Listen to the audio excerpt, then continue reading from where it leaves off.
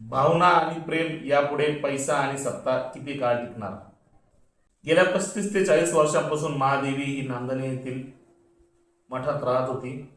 महादेवी ही जणू काही प्रत्येक घराची लेक होती. पण या सुंदर नात्याला एका उद्योगपतीने कायद्याच्या कचाट्यात अडकवलं. पण म्हणतात ना, जिसके पास पैसा हो वो पूरी दुनिया जीत सकता है. गावकऱ्यांनी महादेवीला वाचवण्यासाठी एक विराट मूक मोर्चा देखील काढला. सर्वच जणांना अश्रू अनावर झाले होते. महादेवीला सुद्धा अश्रू अनावर झाले होते. सर्वोच्च न्यायालयाचा निकाल येताच वनधारा केंद्राची टीम आणि वन विभागाचे अधिकारी नांदणीत दाखल झाले.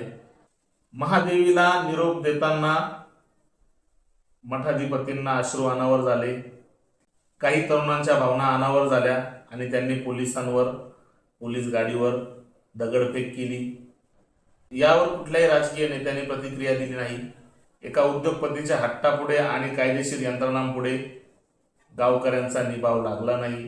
गावकऱ्यांनी आणि मठाने जितकं प्रेम दिलं, एका मुलीप्रमाणे वागवलं, हे प्रेम तिला आता तिथल्या वनतारा ट्रस्टकडून मिळेल का?